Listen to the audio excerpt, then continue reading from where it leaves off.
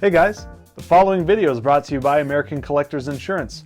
Stick around towards the end for some more information.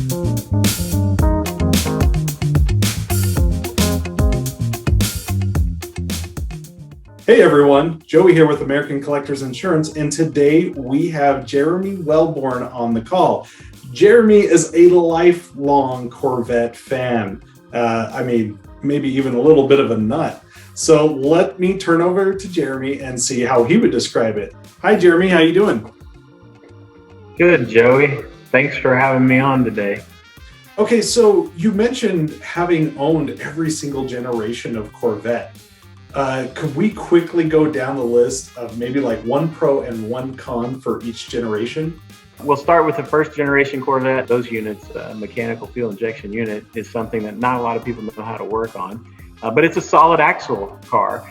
So I would say that's a con. Now, as far as the pros go, you will not get more attention in any car than you do in a first generation Corvette, just driving down the road. Now, the new one gets close, but the first one still, people just want to see it, ride in it, take pictures, driving down the road, everybody's yelling and whistling and honking. So you get a lot of attention in a first gen Corvette.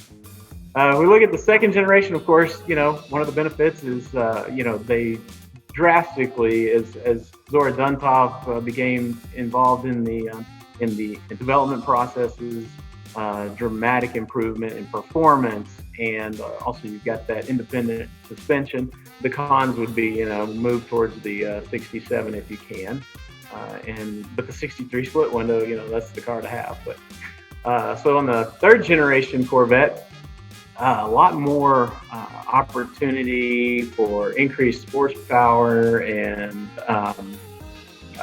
of course, it's the sexiest Corvette. Everybody says, the curves on the third generation Corvette are just fantastic.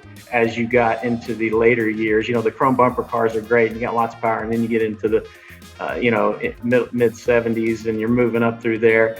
And the downside would be, your lack of power that you might have. All right, so then you move into the fourth gen Corvette. And it's funny, the fourth gen Corvette compared to the third gen, styling, you can see my 1991 ZR1 back behind me.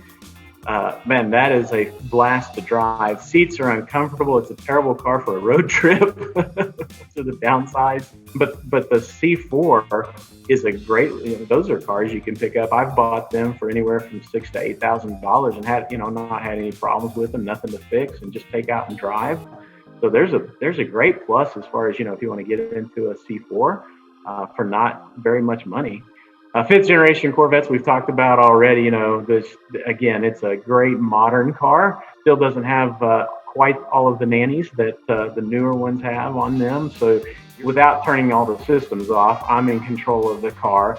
Can have a lot of fun with it for not a lot of money. Sixth generation car, that's actually a great car, but that is a great cruiser because it's very comfortable. You've got, as magnetic ride was developed, you had all kinds of performance variants, all the way up to the ZR1. Seventh generation Corvette, great car. The styling, I think, was fantastic on it. So the problem with the seventh generation car and getting up into those higher horsepower cars is that the 50-50 weight distribution, it makes it hard to not get, to not maximize that performance level.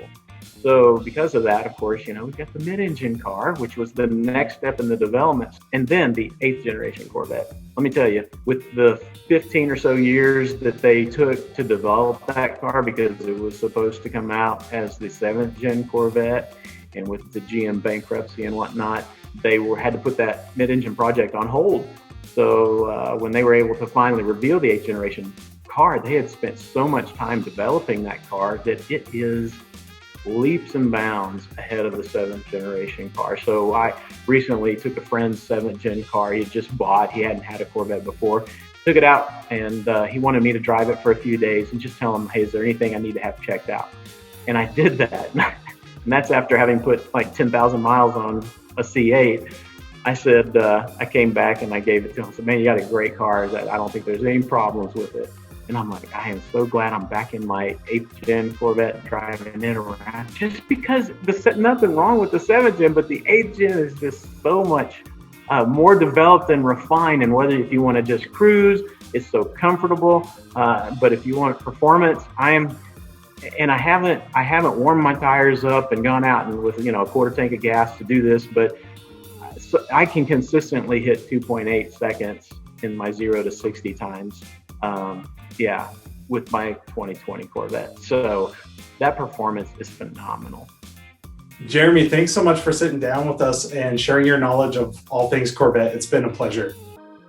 Joey, thanks for having me. I've had a lot of fun, and I hope this is a great success for you.